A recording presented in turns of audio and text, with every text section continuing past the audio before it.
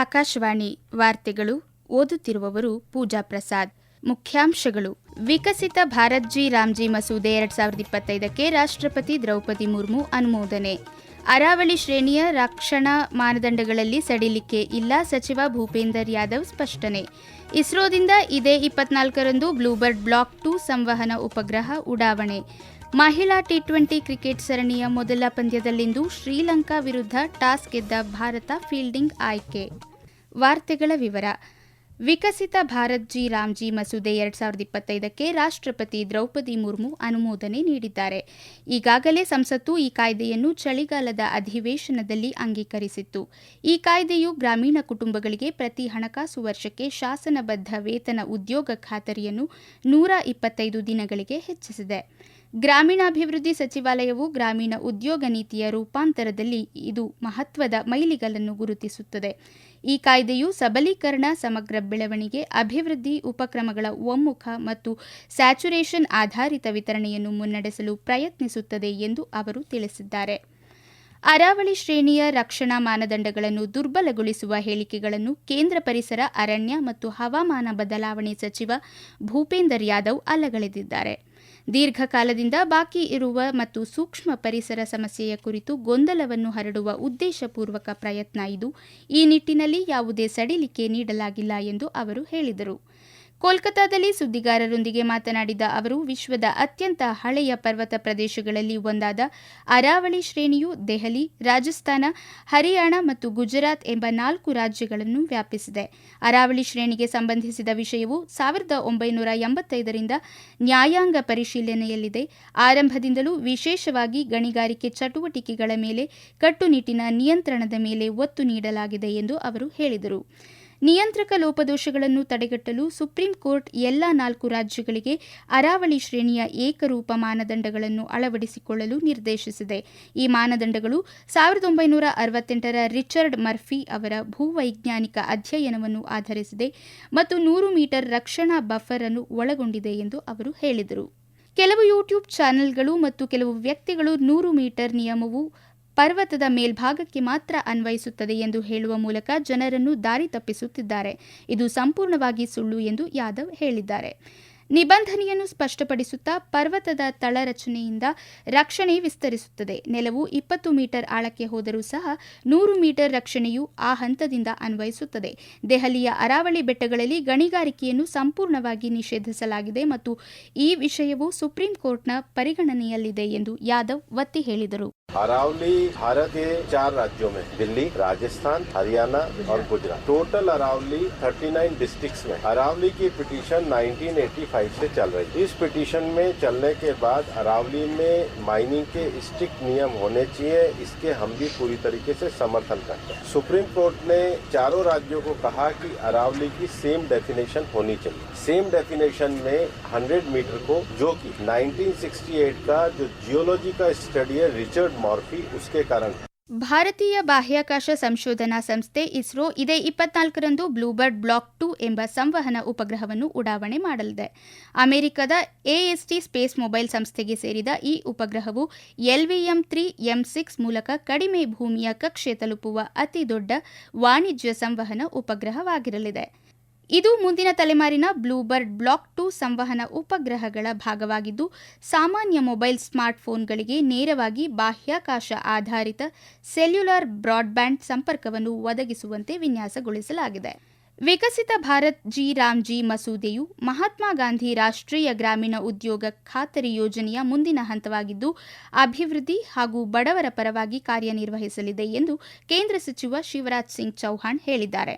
ಈ ಮಸೂದೆ ಗ್ರಾಮೀಣ ಕುಟುಂಬಗಳ ವಯಸ್ಕ ಸದಸ್ಯರಿಗೆ 125 ದಿನಗಳ ವೇತನ ಸಹಿತ ಉದ್ಯೋಗವನ್ನು ನೀಡಲಿದೆ ಎಂದು ಸಚಿವರು ಸಾಮಾಜಿಕ ಜಾಲತಾಣದಲ್ಲಿ ತಿಳಿಸಿದ್ದಾರೆ. ನಿರುದ್ಯೋಗ ಭತ್ಯೆ ನೀಡುವ ಹಾಗೂ ವೇತನ ಪಾವತಿಯಲ್ಲಿ ವಿಳಂಬವಾದರೆ ಹೆಚ್ಚುವರಿ ಮೊತ್ತ ನೀಡುವ ವ್ಯವಸ್ಥೆಯೂ ಈ ಮಸೂದೆಯಲ್ಲಿ ಇದೆ. ಕೃಷಿ ಅವಧಿಯಲ್ಲಿ ತೊಂದರೆಗಳನ್ನು ಎದುರಿಸುವ ರೈತರಿಗಾಗಿ ಕೂಡ ಮಸೂದೆ ಅನ್ವಯವಾಗಲಿದೆ. ಈ ಮಸೂದೆಗೆ 1,51,000 ಕೋಟಿ ರೂಪಾಯಿಗಿಂತ ಹೆಚ್ಚಿನ ಮೊತ್ತವನ್ನು ಪ್ರಸ್ತಾಪಿಸಲಾಗಿದೆ ಎಂದು ಸಚಿವರು ತಿಳಿಸಿದರು. ಪಂಚಾಯತ್ ಕಾರ್ಯದರ್ಶಿಗಳು, ಉದ್ಯೋಗ ಸಹಾಯಕರು ಹಾಗೂ ತಾಂತ್ರಿಕ ಸಿಬ್ಬಂದಿಗೆ ಸಮಯಕ್ಕೆ ಸರಿಯಾಗಿ ಮತ್ತು ಸಮರ್ಪಕ ವೇತನ ಒದಗಿಸುವ ಉದ್ದೇಶದಿಂದ ಆಡಳಿತ ವೆಚ್ಚಗಳ ಪಾಲನ್ನು 6% ರಿಂದ 9% ಹೆಚ್ಚಿಸಲಾಗಿದೆ. ಈ ವಾರ್ತೆಗಳನ್ನು ಆಕಾಶವಾಣಿಯಿಂದ ಕೇಳುತ್ತಿದ್ದೀರಿ.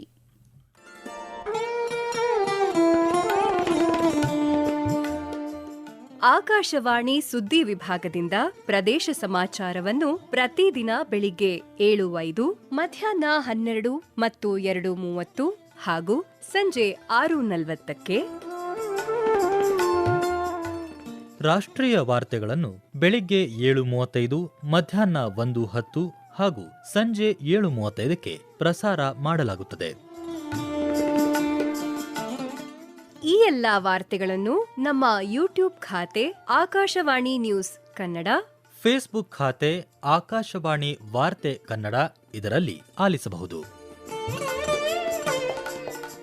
ನಿಖರ ಮತ್ತು ವಿಶ್ವಾಸಾರ್ಹ ಸುದ್ದಿಗಳಿಗಾಗಿ ಕೇಳಿ ಆಕಾಶವಾಣಿ ವಾರ್ತೆ.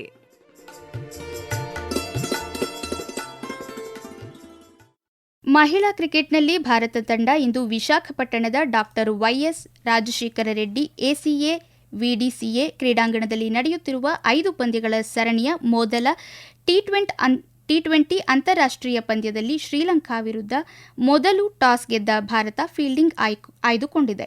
ಇತ್ತೀಚಿನ ವರದಿ ಬಂದಾಗ ಶ್ರೀಲಂಕಾ 9 ಓವರ್ಗಳಲ್ಲಿ 1 ವಿಕೆಟ್ ನಷ್ಟಕ್ಕೆ 49 ರನ್ ಗಳಿಸಿ ಆಡುತ್ತಿದೆ. ಹರ್ಮನ್ ಪ್ರೀತ್ ಕೌರ್ ನೇತೃತ್ವದಲ್ಲಿ ಭಾರತ ತಂಡ ಮಹಿಳಾ ಟಿ20 ವಿಶ್ವಕಪ್ ಸಿದ್ಧತೆಯ ಭಾಗವಾಗಿ ಶ್ರೀಲಂಕಾ ವಿರುದ್ಧ 5 ಟಿ20 ಪಂದ್ಯಗಳನ್ನು ಆಡಲಿದೆ.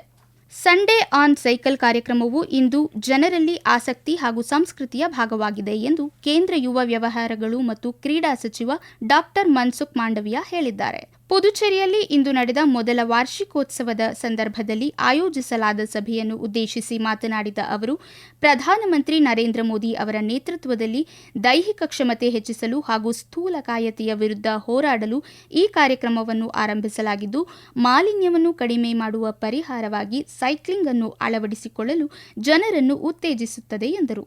ಇತ್ತೀಚೆಗೆ ಸಾರ್ವಜನಿಕರ ಭಾಗವಹಿಸುವಿಕೆ ಗಣನೀಯವಾಗಿ ಹೆಚ್ಚಾಗಿದ್ದು, ಆರಂಭದಲ್ಲಿ 5 ಸ್ಥಳಗಳಲ್ಲಿ ಕೇವಲ 500 ಮಂದಿ ಭಾಗವಹಿಸಿದ್ದು, ಪ್ರಸ್ತುತ ದೇಶದಾದ್ಯಂತ ಸುಮಾರು 8,000 ಸ್ಥಳಗಳಲ್ಲಿ ಆಯೋಜಿಸಲಾಗುತ್ತಿದೆ ಎಂದು ಅವರು ತಿಳಿಸಿದರು.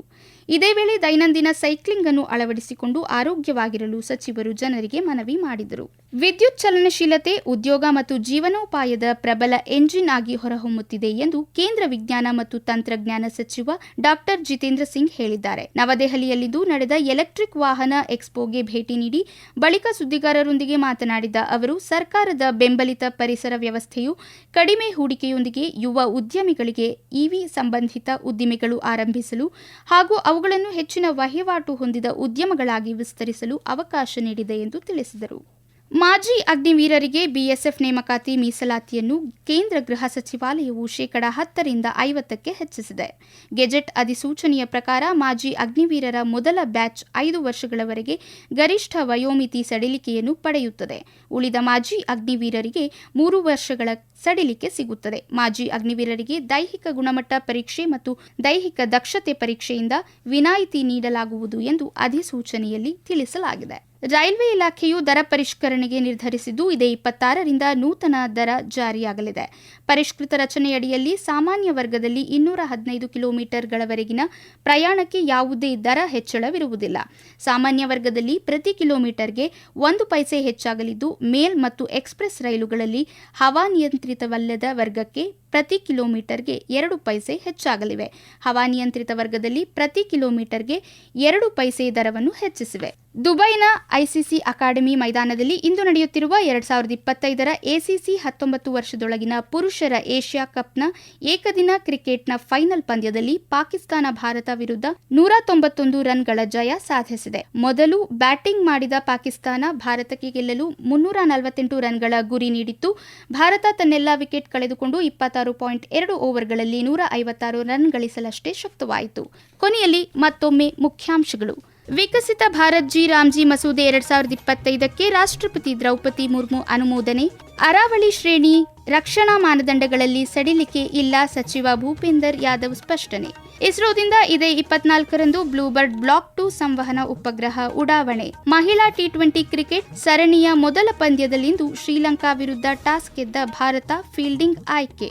ಇಲ್ಲಿಗೆ ವಾರ್ತಾ ಪ್ರಸಾರ ಮುಕ್ತಾಯವಾಯಿತು. ನಮ್ಮ ಮುಂದಿನ ವಾರ್ತಾ ಪ್ರಸಾರ ನಾಳೆ ಬೆಳಗ್ಗೆ 7:05ಕ್ಕೆ.